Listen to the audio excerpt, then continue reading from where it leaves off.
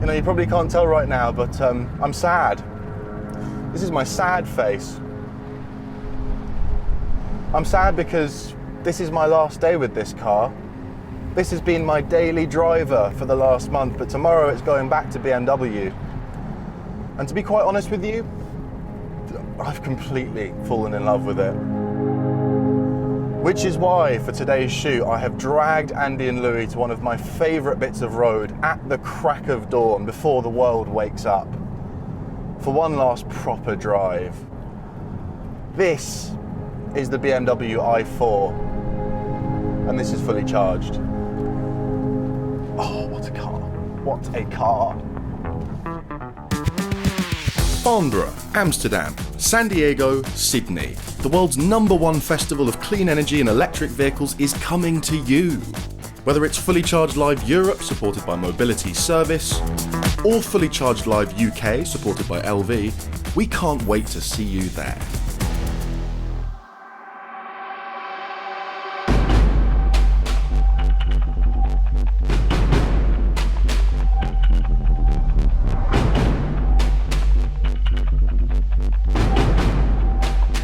Do you know what's funny about this car?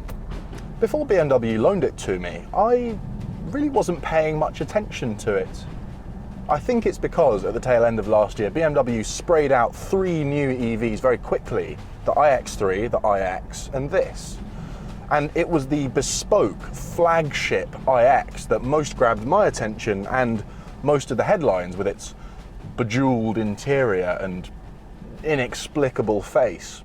I think it would be fair to say that this i4 has slightly flown under the radar. Which is kind of funny because you could argue, in fact, having driven it, I will argue, that this is the more significant release. You see, the thing about this type of car, the sporty 4-door executive saloon, is that BMW are the best at them. They're the best at them. They've been the best at them for, I don't know, half a century. You're welcome to disagree with me on that in the comments, by the way. Maybe you think Audi or Mercedes. Any other answer is objectively wrong. For me, it's BMW.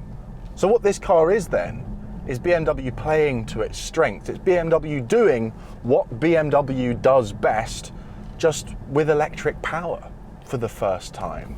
And of course, the other thing that's quite significant about this car is the price, because this i4 starts at about £54,000, which also happens to be, fateful timing, the same amount you'd pay for a long-range Tesla Model 3 with a couple of bits added on. One just drove past, just in case that wasn't clear.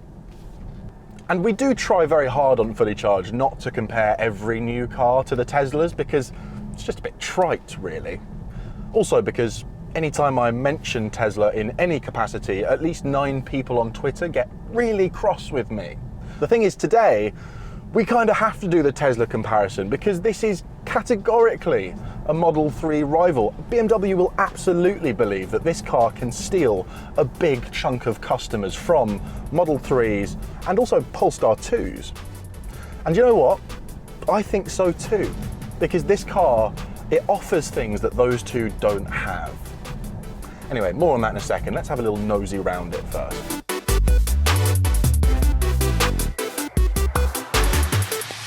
Now, looking around the outside of this car, it is understandable why it has slightly flown under the radar, because it doesn't look very electric, does it? It looks like a new petrol-powered BMW 4 Series with some bits added on, which of course is exactly what it is, just like the iX3 is to the X3.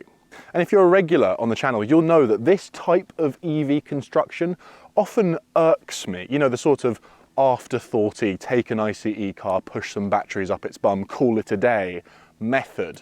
I tend to prefer my EVs bespoke. However, when it comes to this particular car, it actually doesn't bother me quite so much. And I'll talk about that a bit more when we get inside.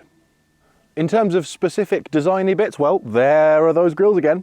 Do you know what? I was so rude about these in the iX review. I don't have the heart to do it again. I'm just going to say this time.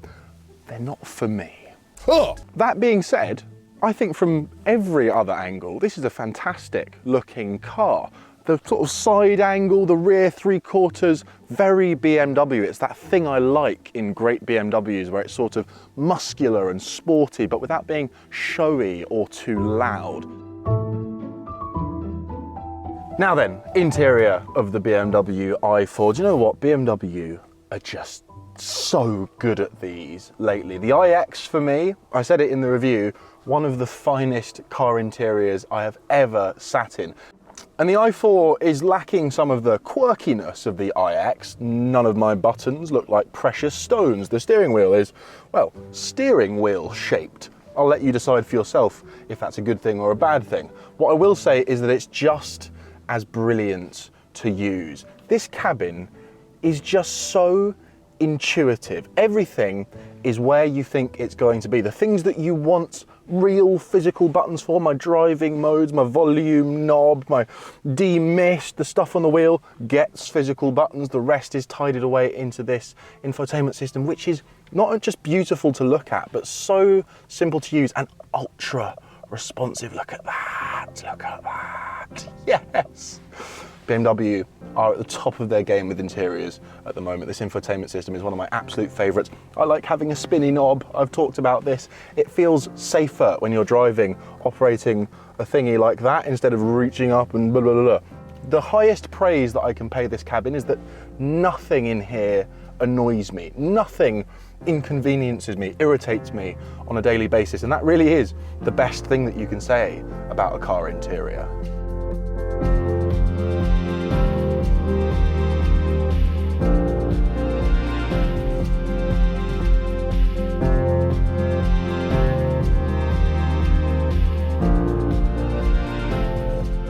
Now, before I tell you what this car is like to drive, let me just run you through some important numbers. As I mentioned, the car starts at about £54,000. Only one battery option available at the moment, and it's a big one, 80.7 kilowatt hours, which our mates at EV Database reckon is good for range in the mid 300s if the weather is right. And based on my driving, that checks out. It's been pretty cold in England for most of the last month, shock, and I've been seeing range just shy of 300. Big range on this car.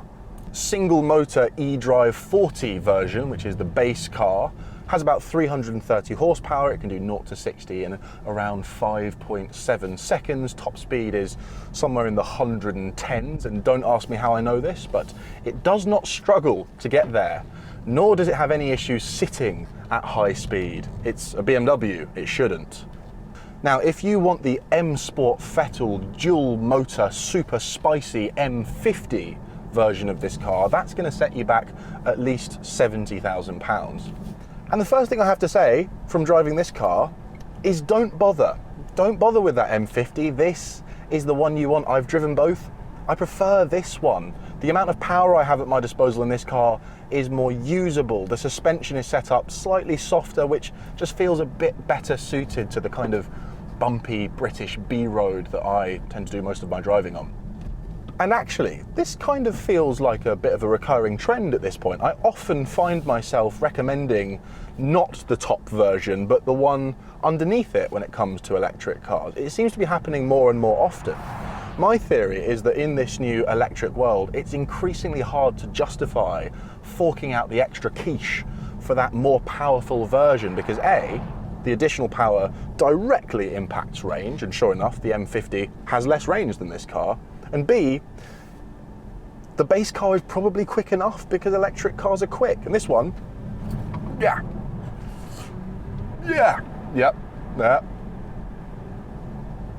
quick.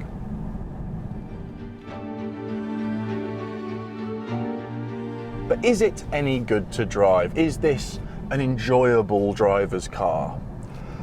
Well, in short, yes, it's brilliant. It's brilliant.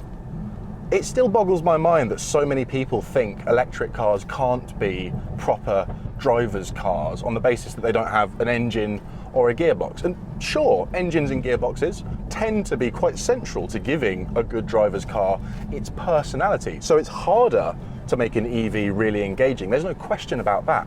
But it can be done. There are plenty of other components that can stand out and make a car feel a little bit special. Case in point, no, I don't have a snickety gearbox or a fizzy engine, but what I do have is a beautifully balanced and trustworthy chassis. I've got perfectly weighted controls and the perfect driving position. I've got a usable but satisfying amount of power that builds up steadily as I put my foot down instead of punching me in the face. I've got suspension that is primarily tuned for comfort, but when I start to get a move on, feels taut and stiff in all the right places, keeping the car nice and controlled. I've got really accurate steering with a little bit of feel through it that gives me confidence threading this car down even these narrow, twisty British B roads. I've got that unmistakable rear wheel drive shove coming out of corners that us driving nerds so love. Ooh, there's one thing that slightly irritates me. I don't know if you'd call this an interior thing, but I'm just going to share it with you now anyway. Where's the rear windscreen wiper? Why is this a thing, like on high-end cars, that they just decide not to give you a rear... What? I want to be able to see out the back of this car. It's quite an expensive car. It would be good to know what's behind me when it's raining. Can I have a rear wiper? The front wiper though, and this is definitely the most anyone's ever talked about wipers in a car review, is amazing. I thought I noticed this on the iX video. The jets, right, that lubricate the windscreen before you wipe it, they're mounted on the wipers. Look at this, look at this, look. German engineering. Now, one thing you will notice about this interior is that I'm quite cocooned. We've got this big transmission tunnel running through the middle of the car because, of course, this is based on a petrol-powered car. Now, normally that irks me. I don't mind it so much in this car because it sort of suits this style of car. In something like the iX3, a big, roomy SUV, I want all the space that's available to me. I want all the space. But in a more driver-focused, sporty saloon like this, I have far less beef with being slightly boxed in because it kind of feels right. I don't know, let me know what you think about that in the comments. What does continue to bother me is the big long bonnet without any frunk underneath it. What's going on there? Where's my frunk?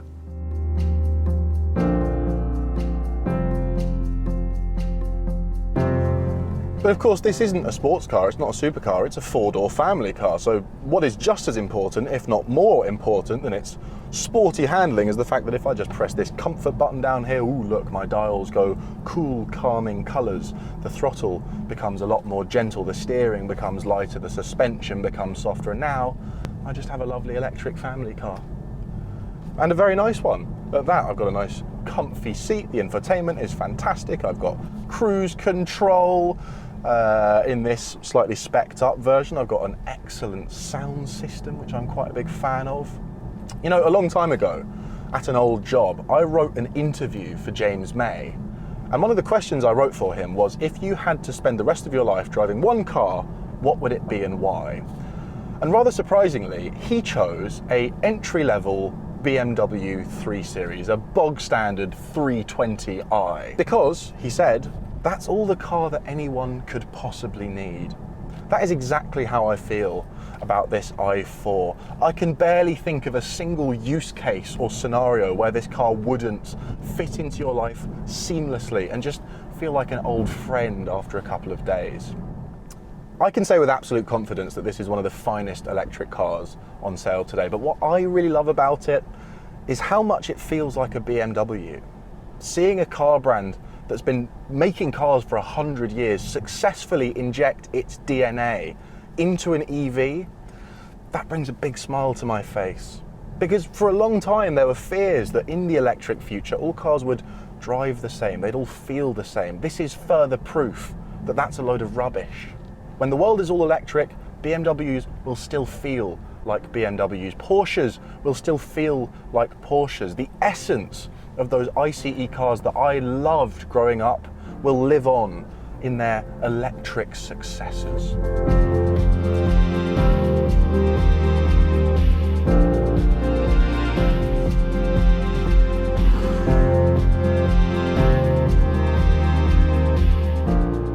Final thoughts on this car then. Well look, I'm not going to call it a Tesla killer because that's silly nonsense. The truth is, however good this car is, Tesla are probably going to sell 1 million Model 3s this year.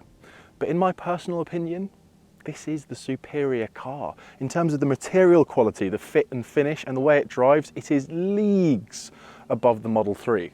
And typically what the Tesla has over everything else is big range and the supercharger network.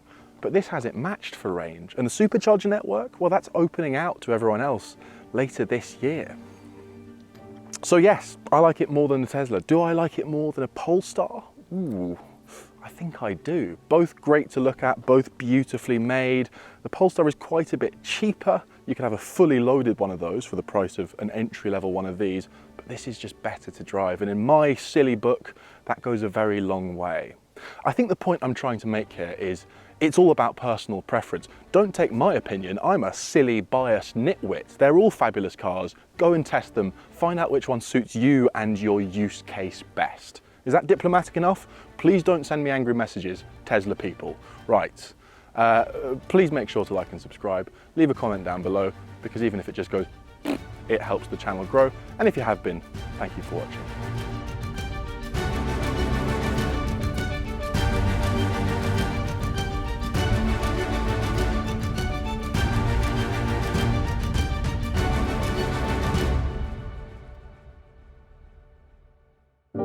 Really hope you enjoyed that. We're so lucky to have Jack on board. I mean, okay, he's very tall, much taller than me, but he's an amazing guy.